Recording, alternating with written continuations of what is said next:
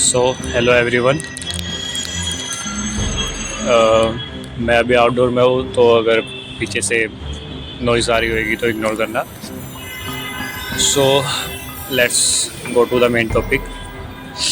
अगर आप government exams की प्रिपरेशन कर रहे हो तो एक बात नोट कर लो, सिलेक्शन रुकने का सबसे बड़ा रीज़न सिलेबस नहीं होता, कंपटीशन नहीं होता या बुक्स की कमी नहीं होती। सबसे बड़ा रीज़न होता है एक गलती, एक ऐसी गलती जो 90% एस्पिरेंट्स करते हैं और उन्हें पता भी नहीं होता। आज की इस वीडियो में मैं एक सिंपल ट्रुथ शेयर करने वाला हूँ, वो ट्रुथ जो आपको सिलेक्शन के एकदम पास ले जाएगा। अगर आप इस एक मिस्टेक को कंट्रोल कर लोगे तो प्रिपरेशन का लेवल ही बदल जाएगा। मैं आपको 10 पॉइंट्स बताऊंगा जो मोस्टली हर एस्पिरेंट करता है।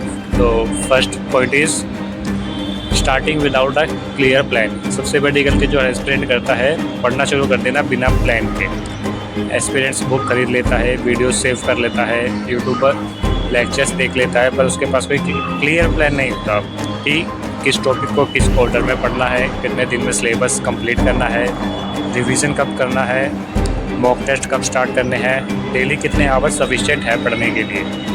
तो इसका रिज़ल्ट क्या होता है? प्रिपरेशन होती है, प्रोग्रेस नहीं होती। एक मंथ पढ़ने के बाद भी स्टूडेंट को फील होता है कि मैं वही हूँ, कहीं कुछ चेंज नहीं हुआ।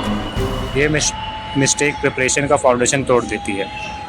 सो सेकंड पॉइंट इज़ मैं कल से शुरू करूँगा। ये मोस्टली सबके साथ होता है। एक फ़नी पैटर्न होता है, जितना ज़्यादा सिलेबस होता है उतना ही डिले होता है। कल से करूँगा, मंडे से स्टार्ट करूँगा, फर्स्ट डे से प्लान बनाऊँगा। इस तरह माइंडसेट में एक हिडन फियर होता है। आपको लगता है कि परफेक्ट टाइम आएगा, पर परफेक्ट टाइम कभी नहीं आता। सक्सेसफुल एस्पिरेंट एक सिंपल रूल फॉलो करता है, start now fix mistakes later. Start now fix mistakes later, remember that. Now third one is note बनाते हैं पर रिवाइज नहीं करते। ये मिस्टेक एवरीवेयर कॉमन है, एवरीवेयर। मैं भी स्टार्टिंग में ऐसे ही करता था। हम पढ़ते हैं, नोट्स बनाते हैं, हाईलाइट करते हैं, बट ज़ीरो रिवीजन। फैक्ट एकदम सिंपल है, अगर आप 7 दिन में 3 बार रिवाइज नहीं कर रहे हो तो आप 60 से 70% कंटेंट भूल जाओगे। तो हार्डवर्क होती है बट आउटपुट नहीं मिलता। इसका सॉल्यूशन सिंपल है, every Sunday is equal to revision day. And now let's talk about next point, mock test avoid करना। Mostly aspirant 90% mock test start करने से डरते हैं, क्योंकि अभी सिलेबस कंप्लीट नहीं हुआ, लो स्कोर आएगा तो कॉन्फिडेंस टूट जाएगा। पहले परफेक्ट पढ़ाई कर लेता हूँ, फिर टेस्ट दूंगा। अभी पहले यही सोचता कि पूरा सिलेबस कंप्लीट कर लूँ फिर मॉक टेस्ट दूंगा, और जैसे ही मॉक टेस्ट में गंदे नंबर आते थे मेरा होता था बस कुछ नहीं पढ़ा मैंने। लेकिन सच ये है, जब तक टेस्ट नहीं दोगे तब तक परफॉर्मेंस इंप्रूव ही नहीं होगी। ये चीज़ मैं पर्सनली अपने एक्सपीरियंस से बता रहा हूँ। मॉक टेस्ट में स्कोर लो आना शेमफुल नहीं होता, डेंजरस तब होता है जब आप उन्हें दोगे ही नहीं। सो मॉक टेस्ट ज़रूर देना चाहिए, चाहे आपकी प्रिपरेशन कितनी भी हुई हो, चाहे 50% हो या 100% हो। Next one is self doubt को पढ़ना समझना। ये बहुत डेंजरस साइकोलॉजिकल ट्रैप है। एस्पिरेंट जब 1-2 घंटे पढ़ पाते हैं तो गिल्ट फील करते हैं कि यार मैं इतना स्लो क्यों हूँ, मैं शायद गवर्नमेंट जॉब के लायक नहीं हूँ, मुझसे नहीं होगा। और ये गिल्ट उन्हें पढ़ाई से दूर कर देता है। हमें समझना होगा कि सेल्फ डाउट मेहनत को नहीं रोकता, पर माइंड को स्लो ज़रूर कर देता है। आप जितना सेल्फ डाउट करोगे उतना प्रोग्रेस कम होगी। अपने ऊपर कॉन्फिडेंस रखो, everything will happen in right direction. And the next is social media में मोटिवेशन ढूंढना। ये जो आजकल के मतलब नए जो लोग हैं उनके लिए मोस्टली ये मिस्टेक ऑलमोस्ट सब करते हैं। मैं भी करता हूँ, वैसे तो मैं भी आज के ज़माने का यूथ है। स्टडी करने के बजाय स्टूडेंट्स मोटिवेशन रील देखते हैं, एक रील फिर दूसरी रील फिर तीसरी। लगता है कि प्रोडक्टिव काम कर रहे हैं, पर एक्चुअली बस टाइम वेस्ट हो रहा होता है। रियल ग्रोथ मोटिवेशन से नहीं, डिसिप्लिन से आती है। तो stop wasting time. Next point में मूव करते हैं, एग्ज़ाम के पास आकर पैनिक करना। एग्ज़ाम डेट आते ही ज़्यादातर स्टूडेंट्स पैनिक मोड में चले जाते हैं। अब कैसे होगा, सिलेबस तो कंप्लीट ही नहीं हुआ, क्या करूँ।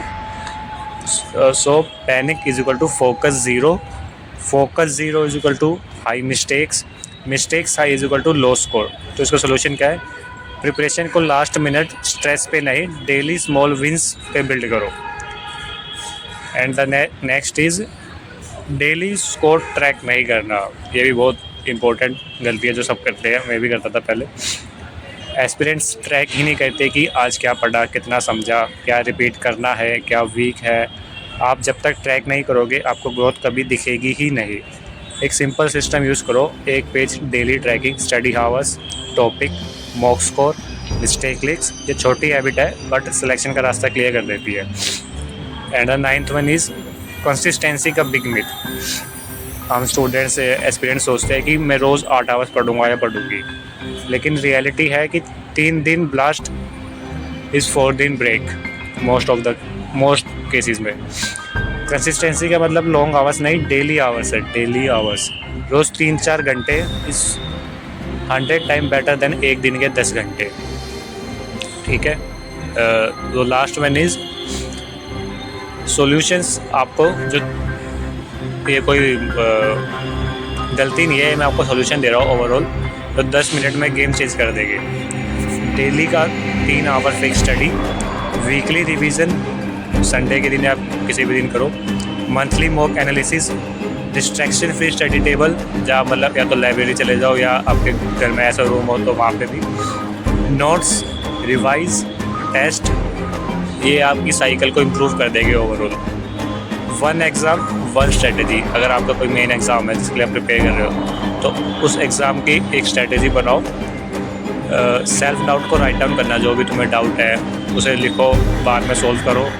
सोशल मीडिया की अपनी लिमिट सेट कर दो कि मेरे को दिन में बस इतना ही टाइम देना है, इससे ज़्यादा नहीं, 1 या 1.5 घंटा max. Simple study plan, not fancy one.